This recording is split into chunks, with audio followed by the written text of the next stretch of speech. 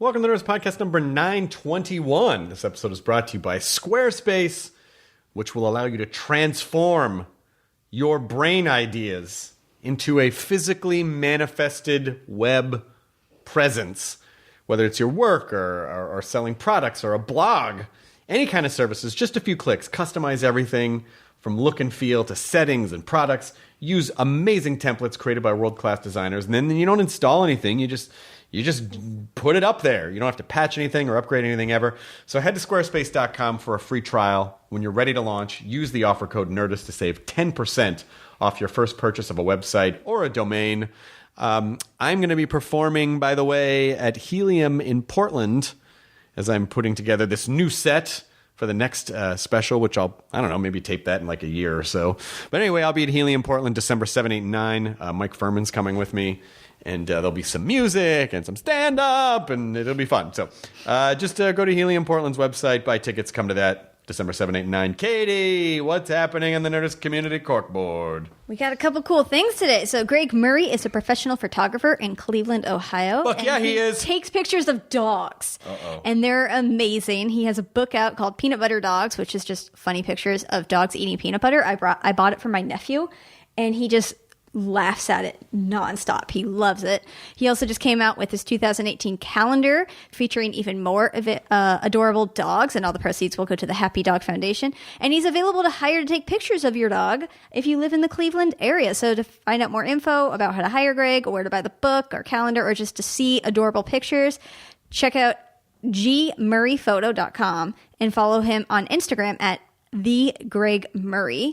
And then also, Jason Brent writes, there's some really cool things happening in Detroit and the Detroit-ish areas coming up December 7th through 10th is the Big Time Garbage Fest, a new comedy festival organized by some of the top show producers in the area. We are so happy to have Todd Barry, Annie Lederman, and a bunch of other really cool comics there. A $50 weekend pass gets you into all three headliner shows. There's also going to be plenty of shows to see local favorites, including a showcase devoted to the women and LGBT voices in their scene. They're really excited about it, so check out BigTimeGarbageFest.com to find out more info on how to get tickets. Thanks, Katie Levine. This episode is Seth Rogen, this is the third time. This is the three-peat, Yeah. Seth Rogen. Seth's great. Seth is just such a fucking cool guy. He's one of those guys when you talk to him, you're like, thank you for being famous and being someone that I can rely on to be cool. And he's also like exactly how you think he's going to be. He's so great. Cool. He's just such a sweet guy. He's promoting The Disaster Artist. I'm so excited for that movie. I'm beyond excited. Which is all about The Room. James Franco plays Tommy Wiseau. It's in theaters Friday, December 1st. Also, Preacher will be coming back on AMC, and he's also producing Future Man, which is on Hulu right now. He's a busy guy. He's a very busy guy. He is like it's really like, there are a handful of really productive stoners. It's like weed dudes who make a lot of stuff. It's like him and Doug Benson and Kevin Smith. I'm sure there's more, but it's like, there's like a whole new, it's like breaking the old. They're giving stoners a new name. Yeah. You're like, you can be a stoner. You can like weed and do cool shit. And do a lot of amazing stuff. I was never that person. The only thing I accomplished, the couple of times that I smoked weed when I was young was just sitting in a corner and thinking I should go to the hospital. That didn't really. Yeah, don't smoke weed anymore. Didn't really work. Didn't really work out for her. Lydia tried it once when she was young, and she went blind temporarily. So we're both not real good on the 420 biz. But Seth Rogen is a goddamn delight. And it's very nice for him to come back on the program. Jonah Ray sat in on this one, too. He's been coming around more. Yeah. Matt Myra's still MIA. No, we don't know where he is. No one has any idea. He's on an airplane right now on his way to or from somewhere. This episode brought to you by Stamps.com. It is the holiday time. It is. Lots of mail in the mail. Very busy. People, a lot of packages, a lot of stuff. And let's just focus on your peace of mind and convenience and happiness.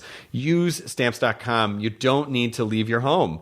Bring all the services of the post office right to your fingertips. Buy and print official U.S. postage for any letter, package, class of mail using your own computer, using your own printer. Your mail carrier is going to pick it up. Make sure to give your mail carrier a nice little extra envelope for the holidays. Take care of them. They bring your mail all the time. It's not an easy job, and they just It doesn't just appear in your box. They pick it up and they bring it to you. So Stamps.com is going to send you a digital scale. They're automatically going to calculate the exact postage you need. And they're going to help you decide the best class of mail based on your specific needs. So any time of day, Stamps.com is always open and there's no line. There's no line. And you're in your home already wrapping the gifts. Just put them in the box, print the stamp, wrap, print, mail, and then repeat. Right now, you can enjoy Stamps.com using a special offer that includes a 4-week trial plus postage and a digital scale without long-term commitments. Go to Stamps.com, click the microphone at the top of the homepage, and type in Nerdist. That's Stamps.com, enter the promo code Nerdist. And now, Katie Levine, as you have so many times before, please roll the thing on episode 921. Seth Rogen of the Nerdist Podcast. Now entering Nerdist.com.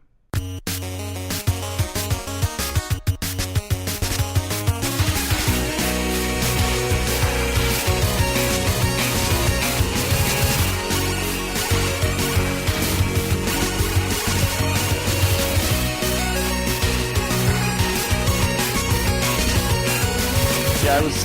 We were very uncomfortable coming in and just seeing like a bunch of suited dudes in suits. Really scary. It was weird. It was incredibly weird. I just assumed like, oh, this is James Franco. This is James Franco. That interview movie really had lasting effects.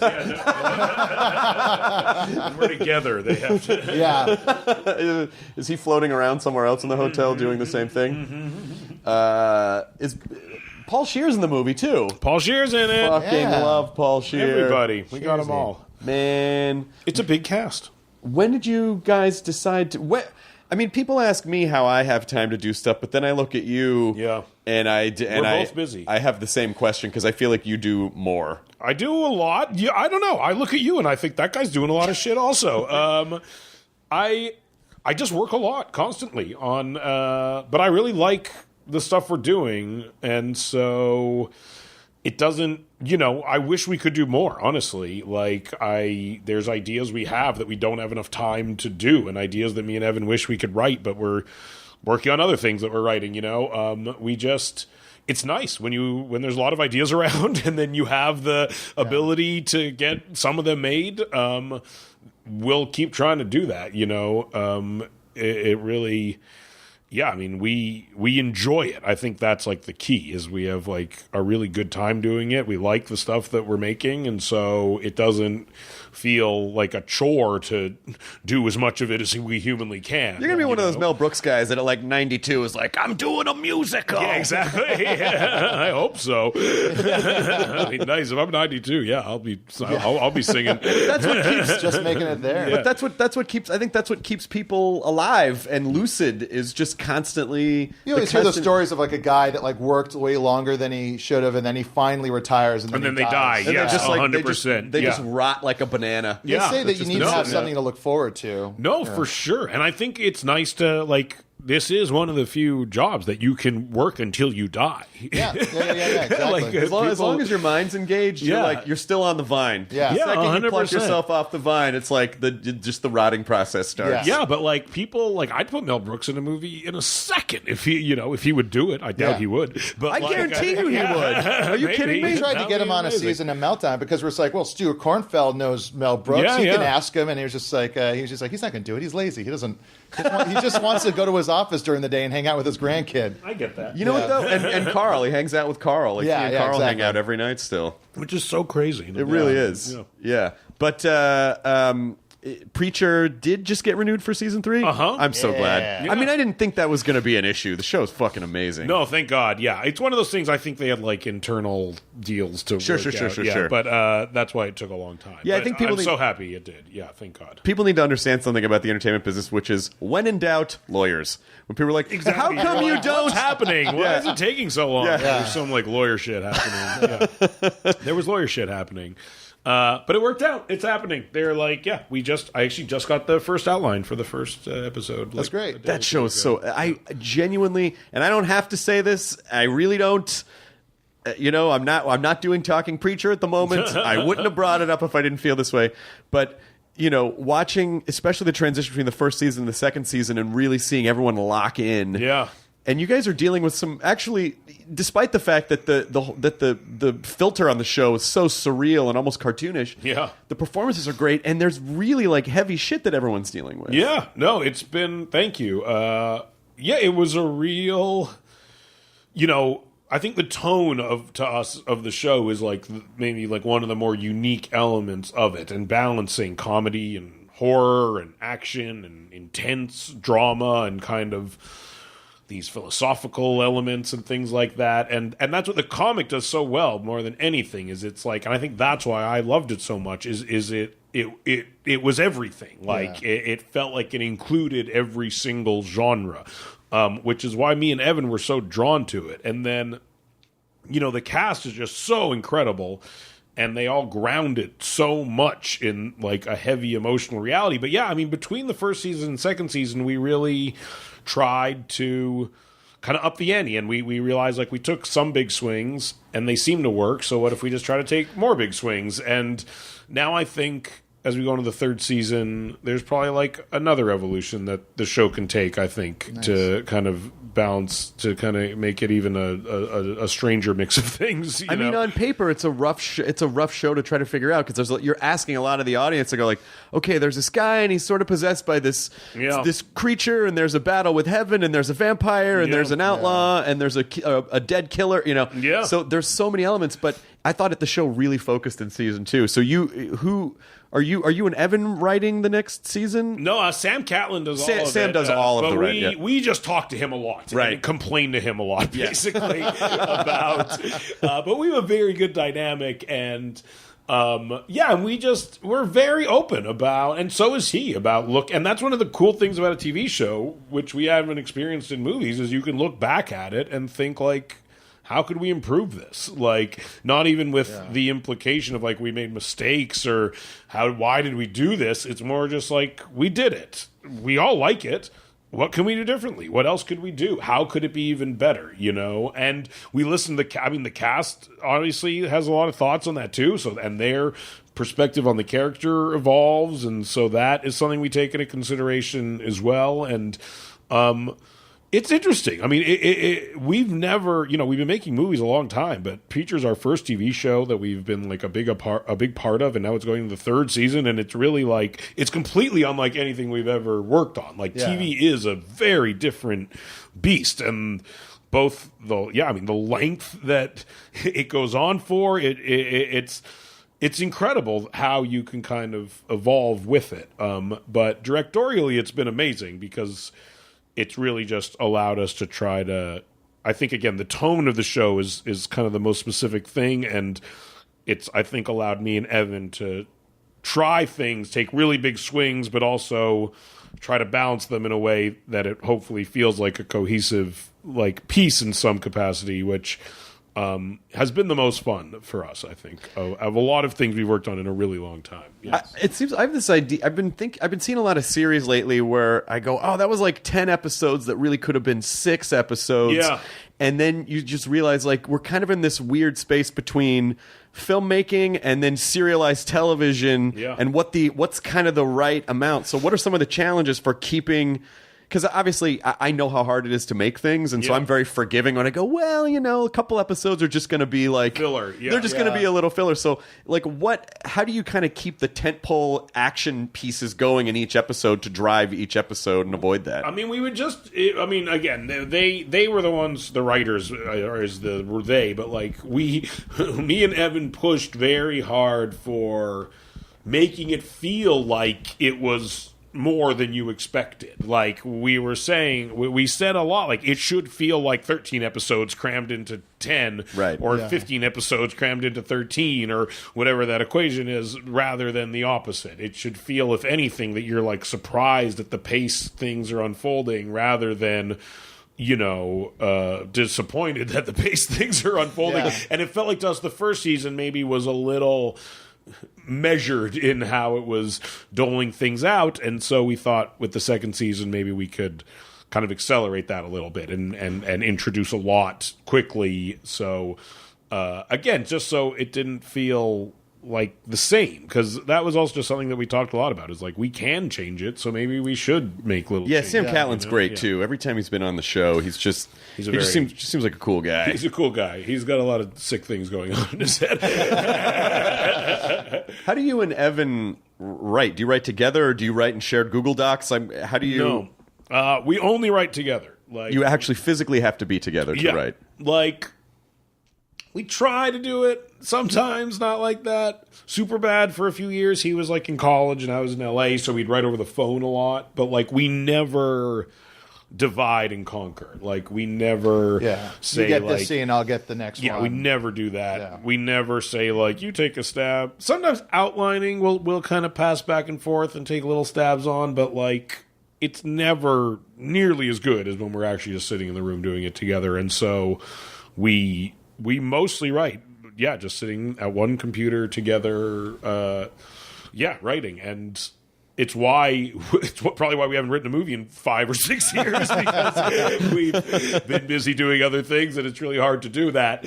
But the truth is, we wanted to make a production company, and it took a few years to do that. And because of that, by the nature, our time, a lot of it was spent producing and directing TV shows and things like that, rather than actually writing. And now we kind of did that, so we're able, for the first time in a while, to go back and actually start writing again. Basically, I think people would probably assume, like, well, you can do whatever you want. Is that true, or do you find that even at this level, you still go, yeah, we can do this, but I really want to be able to do that, and we're just not there yet? I mean, fortunately for us, the things that have drawn our attention have never been the things that are like prohibitively expensive. Mm-hmm. And because of that, we've always just tried to make the thing that is like the crazy thing that we think we probably shouldn't be making, but is actually the thing that like is entertaining us. Like, there's no real strategy. Like,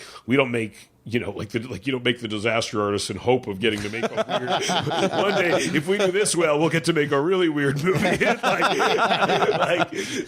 Everyone is like the end game, you know.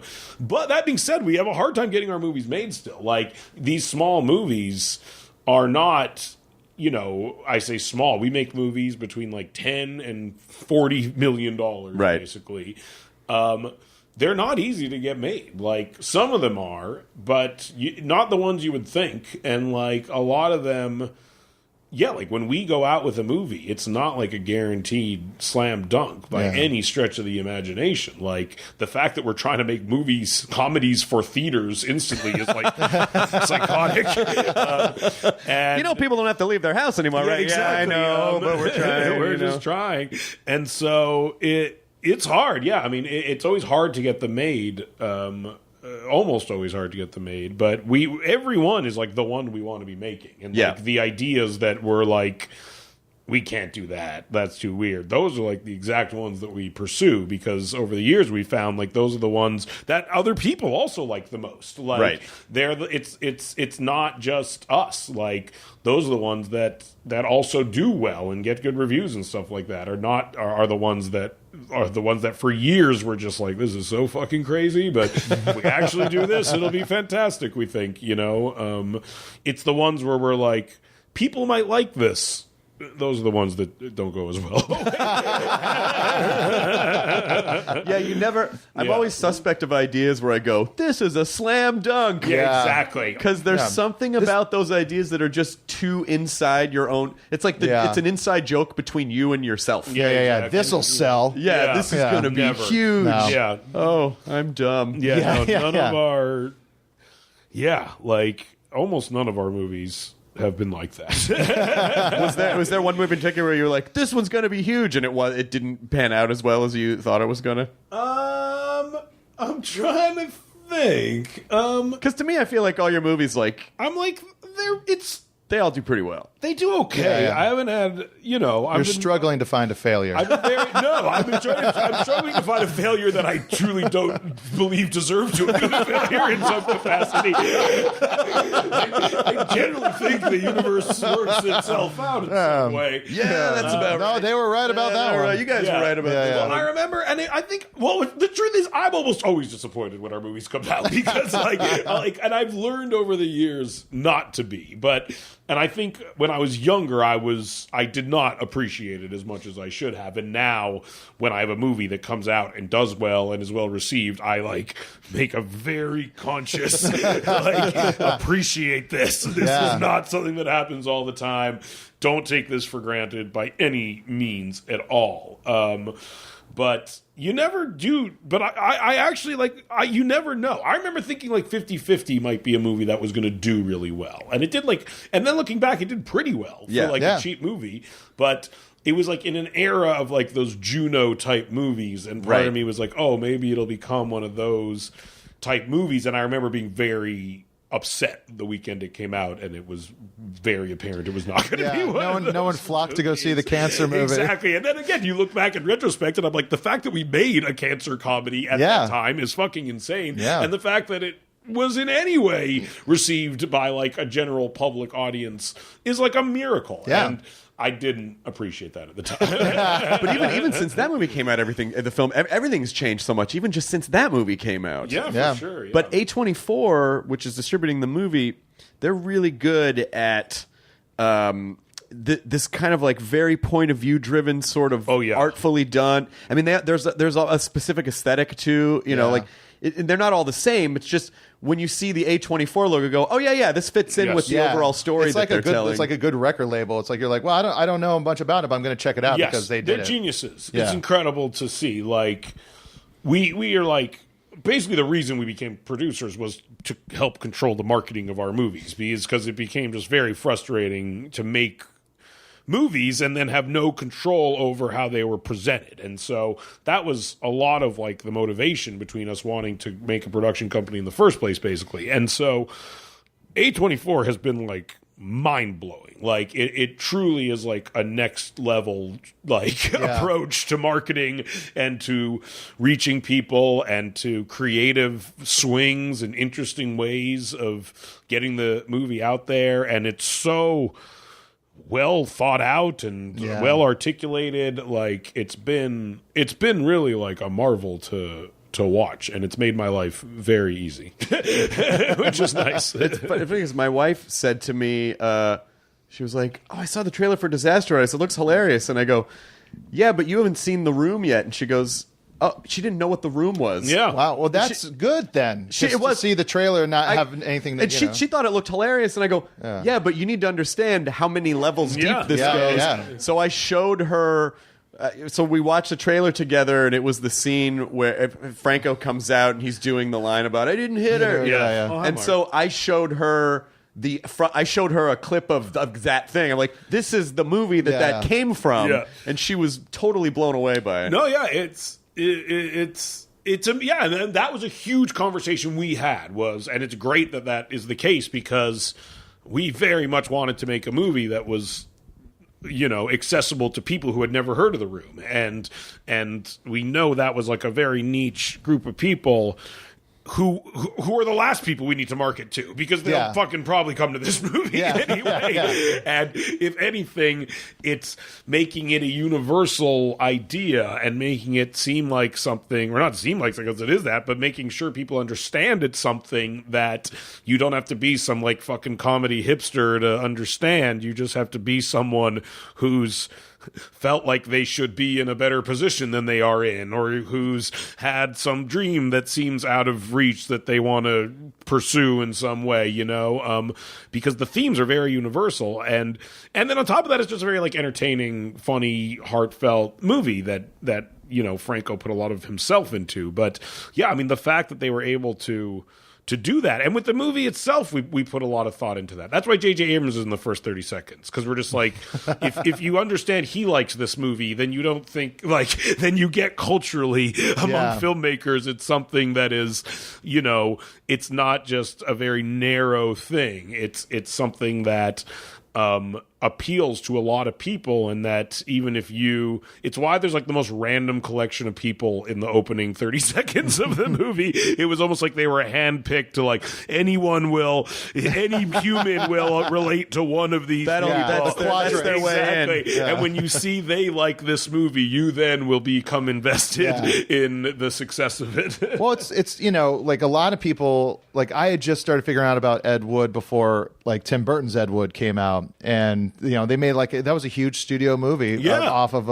at the time was a very obscure, it was pre-internet really, of just like a director that just made movies that were terrible. Of course, yeah. We referenced Ed Wood a lot as we were kind of putting the movie together, and that is like I love that movie, and I'd never seen any of Ed Wood's movies before I saw that movie, and it I'd never seen 1 second of it, and it completely blew my mind. And Boogie Nights is another movie we talked about a lot, in that they just cared so much. They cared so much. And that's what's, Yes. And it's so stupid that they cared so much, but it made you care, and it made you... and you cared about them, and so you cared, and to us that was like the key of the movie. And the other thing we talked the most about is like why people like the movie. Like we didn't want to make a movie that was just like clowning this guy. That was just like, fuck this idiot, he made a bunch of pieces of shit. Like it was more like, of all the bad movies, why is this the one that has been deemed the one that we are making a movie about? We couldn't knock its quality too much because it made what we were doing seem pointless. Because we're here. We're putting a lot of thought, energy, and time into making a movie about this movie. There must be something good about it, because of all the bad movies, we're not making like the fucking, that like Commander Space, whatever, the one with Freddie Prinze Jr. and Matthew Lillard. Like, we're not making a movie about the making of that movie. Like, there's a lot of pieces of shit movies that we were not spending a lot of time thinking about. So that was something that we really, put a lot of energy into discussing, was like, why are we drawn to this movie? Yeah, that's a huge thing, though, with like bad movies. It's like, Plan 9 is not a well done movie, but there's something to it that people keep on going back to. I think it has a lot to do with, like, when you see a movie that's not good because it was either lazy or they were trying. It's like, the studio was trying to market to a certain thing, or everyone just. But when you see like Ed Wood, or you watch The Room, or I think there's a meta conversation that's happening with the audience, where the audience is understanding the humanity of this thing. Yeah. Where they go, it's like looking at a child's drawing and it doesn't make sense to you, but there's a whole fucking universe of stories going on in that kid's head. Yeah. And so you relate to it in the sense of like, well, I know what it's like to really care about something that maybe not everyone else understands. And you can see the way it's played out. I feel like I have a guess that James Franco probably weirdly understands Tommy Wiseau. Very much so. And he's talked a lot about it. Like, James, has been very misunderstood. He's been very pure in his desire to express himself in ways that a lot of people just like have kind of told him, like, don't do that. Don't be an artist. Yeah, exactly. Like, why are you doing that? Like, and it's all just out of this desire to kind of put himself out there and express himself and have people understand, his creative sensibility, and so he totally got it, and like heavily related to Tommy, and it was one of like the most meta. We made a movie where we play ourselves, and this was more meta than that. I think, like, there was these moments, because also he directed the movie in character, and I would venture to say never in the history of Hollywood filmmaking has an actor directed the movie they were starring in while staying in character as the person they are playing in the movie. Which was just fucking weird. On top of that, in the movie, he's directing a movie. So there are scenes where he's acting like he's directing a movie in character, while in the movie, in character, he is also directing a movie. Which is also fucking weird. And so it was like, and knowing James and his desire to like do these things that are kind of commenting on themselves, and it's something we've talked a lot about over the years, and he was one of the first people we told the idea to This Is the End to, and he was so enthusiastic about it and passionate about it that like it's so much just in his wheelhouse, these like ideas that almost start eating their own tail and become this like weird cyclical meta like thing that and so I mean there was these moments where I was standing on set where I was just like, this is the most James Franco shit we could possibly be doing. Like, but when something's nothing more, but when something is that far out there, when you're making it, are you watching going, I think this is working. I hope this cuts together. Like it, or do you know when it's happening that it's? You never know, honestly. But it felt like it was working, and it felt like the emotional story was clear enough that it could support all this other weird shit. And that was something that, like, me and Evan were on set, like, throughout the whole filming. And also because, like, I know it's not easy to act in scenes and direct, and you want people there to kind of help you and guide you. And when I'm acting, in the scenes, even while we were filming the interview and This Is the End, like, Franco would helped me a lot with my performance and was not shy about sharing his opinions on that.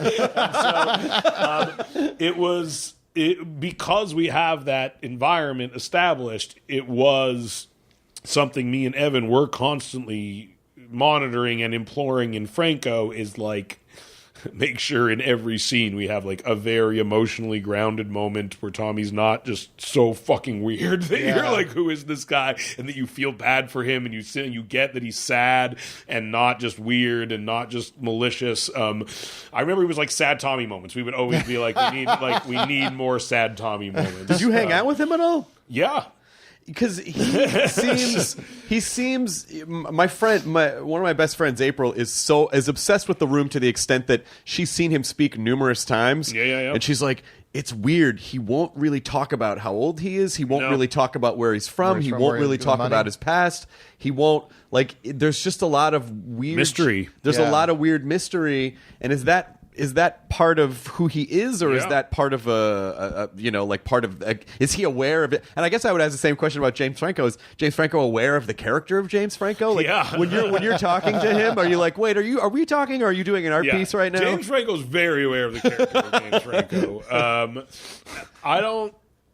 With Tommy, it's like at the premiere, it's endlessly fucking fascinating to me. Like at the premiere last night, I was just looking at him, being like, this guy's like at the premiere of a movie we made about the making of his movie, and this movie's being very well received. His movie was not well received, but he got famous enough that we all made this movie about him for the complete opposite reason that he wanted us to make the movie. But here he is at this thing where we expose the fact in our movie that he did not make the movie he was trying to make, but he's still here at this thing pretending that he made the movie that he was trying to make. It's so fucking weird. Yeah. There's a lot of levels to it. Well, it really sort of challenges the idea of like, what is success? Yeah. Like, does that, it didn't necessarily succeed the way he wanted to, or did it? Yeah. Because, well, that's what I was also looking at him last night being like, it almost seemed as though he always knew this was going to happen. He almost doesn't seem surprised. Yeah, it's like, of course. It's almost like, of course, and it should have happened 5 years ago. It's also like kind of the vision board had this happening in 2009. So that's the other weird thing is like, you feel as though he's like, of course we were at movie about making of my movie. Like, what else would you do? Yeah, like, of course. this is what you do. They make movies about the making of the greatest movie, and it almost revalidates his original his original goal in some ways, It's so fucking strange. It's like, and it continues to unfold in a fascinating way, even as the movie is being released. And he's got a new movie out. Yeah. Too. And then, it played at Beyond Fest, and I didn't go that night, but everyone's like, it's pretty good. Yeah, I know, which is bad. Yeah. It's bad for his brand. It's bad for his brand. The worst Hey, stay on brand, man. The last thing he should be doing is making good movies. But it's sort of this interesting thing that's happening with art now, especially with the internet, of just like how it evolves. It's sort of like, you know, The Room is almost like It's like a meme. It's a meme. Yeah. It's like the first, it's like if someone made like a really bad MS Paint dinosaur, and then someone like Alex Ross like painted the dinosaur, Yeah. like what that would look like. And so just seeing the evolution of expression and seeing it pass their hands, it does kind of make you go, okay, is it a great movie? No. But is it a great movie? Yes. Yeah. Because it inspired all these people, and so it's artistic. There is something great about it, and that is like the thing that like I was one of the most vocal cheerleaders of as we were again writing the movie and putting it together, was like the thing we cannot lose sight of is we are making a fucking movie about this movie. Yeah. Like we can't pretend it just sucks, because it doesn't. We wouldn't be doing this if it did. Yeah. We are ignoring reality if we just pretend it's bad, because it's not. It's not what he wanted it to be, but it's not bad. Yeah. It's bad, but it's not but it's not in and of itself not worthy of enjoyment, and not endlessly captivating and entertaining. Yeah. In ways that things that are far more praised are not, you know. But you can't approach something like this with cynicism. You have to celebrate it and enjoy it. Like I was reading that Mel Brooks book about Young Frankenstein, and he's like you have to be a fan of a thing you're parodying. Yes. Yeah, and it's like you can't just come at it going making fun of it, because it's like, isn't this shitty? Because then everyone's going to be like, yeah, it's shitty. So why do you care if it's shitty? Exactly. Yeah, and I think that with this was like, it was the easiest hole to fall into over and over and over, was to just make fun of it and to just be like, look, it sucks. Like, this guy made a shitty movie. Yeah. But yeah, the thing that. But did he? I don't know. That's the thing. Why have I seen it 10 times if it's so shitty? Like, Did it I end just up? don't know. Is there It's some hard to sort of a explain. figure of like how much did The Room gross? Because it ran. It's in profits. Yeah, because He does not release that information. He doesn't release that No. information. But he is He's the the Netflix of humans. He is still, exactly. He's still the only way to get it. Like, Yeah. it's unavailable. Like, you can't order it from anywhere but You have to go to like a con and get it from God him. damn it, he's a fucking genius. And now he's got like ties and belts and clothes of and merch. yeah. Well, now it's there. I mean, he didn't release it in tandem with. They Disaster are Artist? doing screenings and stuff like that, but it's not like it's not. He's Yeah. very proprietary over it. Was he happy with how this one came out? Yes, he said he was 99.9%. On his own Rotten Tomatoes site. He's changed his answer a few times on what the 0.1% is, which just demonstrates his weird ability to reframe reality. Because he first saw it at South by Southwest, and it was crazy because he had not seen the movie. No one had really seen the movie. We had done like very small screenings, and then it wasn't done, and we were premiering it at South by Southwest, and Tommy was there, and there was going to be like a Q&A after, and the whole debate was like, do we invite him up for the Q&A or he not? showed up. Yeah, You didn't because he invite was him. there. We knew he was going to be. We weren't 100% sure he was going to come because he's a wild card in general.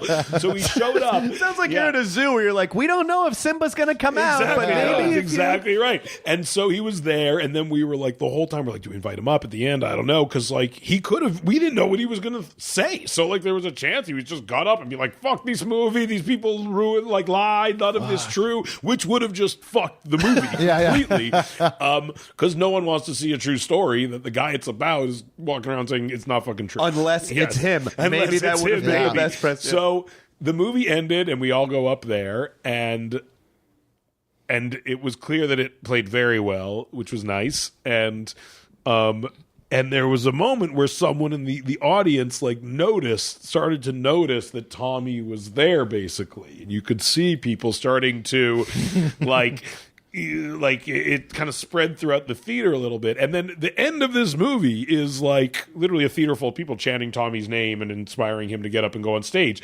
And That's exactly what happened. Is the theater started chanting, Tommy, Tommy, and you could see he didn't want to get up, which we thought was because he didn't like the movie, and we were like, fuck, now they're like making him come down here, and he's going to talk shit about us. And then he came down, and everyone was going crazy, and he just kind of waved and didn't say anything. But then afterwards, he told us that he loved the movie 99.9%. He was very shy. He's like very shy at times. But what are the odds that one of these days he's just going to go, actually, my name is Chad Turner. Yeah, I'm exactly. from Des Moines. Like zero. So you buy into. Yes. What is your working theory on him? Do you have a theory on him and what his story might be? I think he's Eastern European. I don't know. Honestly, beyond that, that's all I got. Isn't that crazy? You made a movie about a guy that you actually don't really know that much about, except for just the thing he made. And I think, I don't know where. I actually don't know where his money came from. It could have been.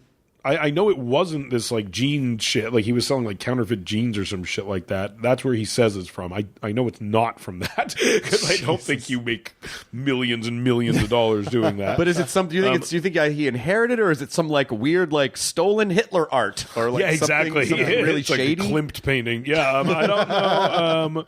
No, I have no idea. I don't know if he has any family. So I honestly have no. We've talked about it endlessly. I have no idea. We have no.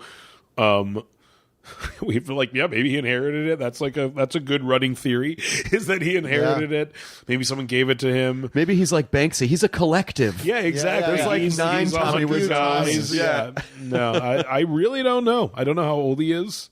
And I assume he's from Eastern Europe. That's the best I got on that one. Yeah. And did you guys had to, because there was a book that inspired the movie, but then were you legally required to deal with him at all, or did you just deal with him to just kind of get more background for the movie? We were, because we needed to license the movie itself. Gotcha. And the music from the movie and the score of the movie. Did you have to pitch him? Did you have to go sit in front of him and go, here's what we want to do? Franco early on had a call with Greg and Tommy. Greg and Tommy are still very good friends, though. So it wasn't, it wasn't like a big challenge to overcome. But I think Tommy was excited that Franco was going to direct the movie, but he wanted Johnny Depp to play him.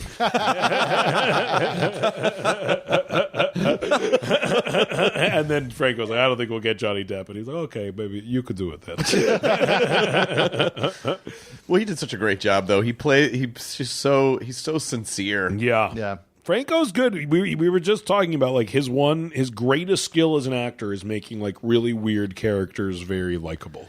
Yeah, and on paper, he's too strikingly handsome to be. Yeah. It's almost like like part of the magic, part of the prestige of James Franco was like, you're too attractive to have that much depth. You're too attractive to be that arty, which I know is a very narrow-minded thing to say, but just adds up, though. But when you sort of look at the archetype of what you're normally used to, what we're normally presented with, and I think that's why he's so confounding to people, because it's like, wait a minute, you have a tremendous amount of depth for someone that really could just be a leading man if he wanted to. And he also doesn't take himself like too seriously. Like he's willing to do there is very few people that are actually as funny as he is that are also as good an actor as he is. Yeah. Like there's almost nobody that I've seen. There are people who are funny and like, or who are good at committing to a character, but to be able to be in it enough to be, because in order to improvise great comedy, you kind of have to have one foot outside of it a little bit. Like it's hard. I've seen it's hard for actors who are the type of actor who are so fully committed to something. It's hard for them to improvise comedy sometimes because you have to be a little looking at it from the outside, having some element of awareness of like, what would an audience laugh at this moment? Yeah. Right. Not just what would I do truthfully in this moment, in order to make like jokes, Right. Great jokes. And Franco is I mean, maybe the only person I've ever worked with who like is able to give the performance of an actor that is 100% committed, but is also has like one toe outside of it enough to look in and be able to come up with like comedic jokes, you know, and like within the character. It's really not something that a lot of people can do. So are you guys working? You're doing all the press for this. I know this comes out. Is it December 1st? Does Disaster Artist come out December 1st? I think 8th or I can't remember. I think it's the first. Maybe it's the first. Maybe it's limited the first and then wide the 8th. There you go. Let's. I'll tell you I've exactly. Never had a platform release. I don't know how they do it. It says it's in theaters December 1st. There you go. Yeah. So there you go. And then does it come out on VOD like pretty soon after that? No. It's like you're going to do It's like a real movie in theaters, yeah. No, but they are doing that now. Like they are simultaneously releasing VOD and theatrical releases. They are. Yeah. We felt very strongly that because it's a movie about a guy who made a movie and put it in theaters, and the climax of the movie is in a theater, and so much of it is geared towards these guys' dreams of seeing themselves in the big screen, that it should be a movie that you have the opportunity to see in a movie theater, and that be it's hopefully the main way people who are excited to see it ingest it, because we thought that was just the best way to watch it. And so it's a very personal decision, I think. We've just produced a movie for Netflix, and the people who made that movie, the directors and the writers and stars, were all 100% comfortable with it. So, and then we are producing other movies where the writers and directors and stars are like, no, we want this to be in theaters. So it really is like a case by case thing, and really is like a very personal thing. There's not even a lot of logic to it. I find sometimes some people are just like, I don't mind, or I want this, or I don't want this. And this was a movie that for whatever reason we all were like, it should be in theaters. Isn't that crazy though when you work for Netflix though? And I think this can either be good or bad. Maybe it's kind of interesting as an artist because you can't get hung up on stuff. You'll probably never know how it does. Never, it's weird. They'll never tell you how it does. So you kind of just go, oh, we made this thing, and it's weird. And normally, because we have so few real benchmarks for really understanding, like, are we being successful? Which sort of ties back to the Wiseau thing. Are we being successful? I guess enough people saw this, it made X number of dollars, and then this. But with Netflix, it's like, well, we made it. I guess that's just going to have to be good enough. It's kind of nice. I mean, I've talked to people about, weighing the pros and cons of making movies for Netflix, and I think it's a pro or a con. Like, when I make movies, you're basically worried about two things. Is it going to get good reviews? And is it going to make money? And when you make a movie for Netflix, you only are worried about one thing. Is it going to get good reviews? Because you're never going to learn about the other thing. And so, in a way, I guess that's nice that you are removing one of the two things to worry about. But at the same time, you're also removing one of the two rewards of your efforts, and if you make a movie in theaters that does really well, you are capturing, it's very traditional, but for me, just because I grew up watching movies and going to theaters, like there's something about that as it relates to how I personally like to express myself, that I want my movies to be in theaters, the ones that I'm writing and directing at this moment, but at the same time, I 100% understand not wanting that, or just being, or that being your only option, which I very much am sympathetic to. Are you coming to pull him away this second? You can have a few more seconds. Cool. And then we just wasted him there by asking. How about just give us 3 minutes to wrap to just give us 3 minutes to glide this in for a landing. They should show the Disaster Artist at the Sunset 5 in perpetuity. They should just always have it be playing there. That would be amazing. Well, just in two theaters should be the Room. Yeah, the Room and the Disaster Artist. At the same time. Which one? If someone has not seen the Room, do you recommend they see the Room first and then Disaster Artist, or the other way around? I really don't know. It's a good question. I was thinking about it. It might be more. It kind of works either way. If you've seen The Room, you will definitely want to see the movie. If you haven't seen The Room, you'll come out of The Disaster Artist and really want to see it. But I've shown the movie to a lot of people who haven't seen it, and we almost geared it more in a way towards people who hadn't seen it because we knew that was the majority of people, And so if we were going to err on any side, it was more erring on the side of trying to make it for people who had no idea what it was. And part of me thinks it's almost more gratifying in a way if you don't know the results completely. Right. Because then there is an element of mystery as to exactly what's going to happen, and exactly how it'll play out. And I feel like if you know, then you know. It's not as surprising in some ways, but it is just incredibly insightful to see. It almost like decodes the movie in a weird way. It's like all these things that seem like random nonsense. You start to realize, like, oh, there's a reason for it. Like, there's a reason he threw the bottle. The reason his pockets are full of stuff. The reason that, like, it's like it's all actually very, like, it is very motivated, just in a way that's invisible without context. And do you know if that was all true? Was some of it embellished, or do you know that, like, these were all the real things that happened? It's largely true. I mean, there were some little things, but it's mostly based on what happened. And then lastly, because you're in the midst of a junket today, which I always feel, and I know you don't feel good either. So doing a junket when you kind of have a cold is great. It's what you're hoping for. Yeah, it's hard enough to focus at a junket when you're in perfect health. Exactly. Yeah. But then when your head's a little swimmy, and you're like, what did I just what is say? Happening? What did I just say? Did I say anything Yeah. crazy? Are people going to be upset about anything? But is there anything you're working on right now that you're super, super, super excited about? I mean, are you working on 5-10 different things? I'm filming a movie right now in Montreal with Charlize Theron, a romantic comedy, an R-rated romantic comedy directed by John Levine. I think it might, I was like, and it's like, it's kind of like a big romantic comedy movie, which they don't really make anymore.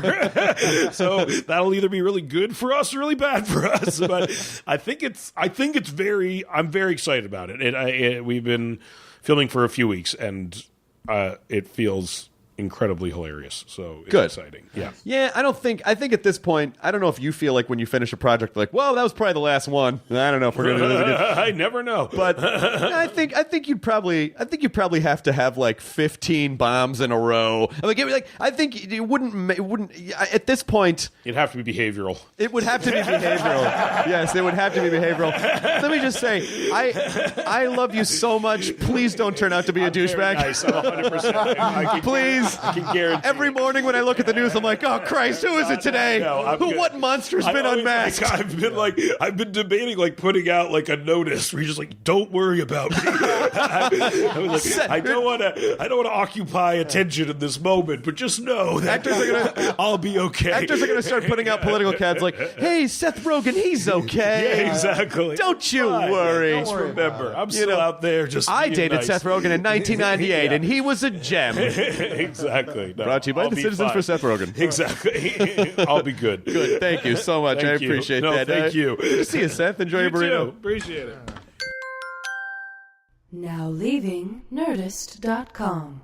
Enjoy your burrito.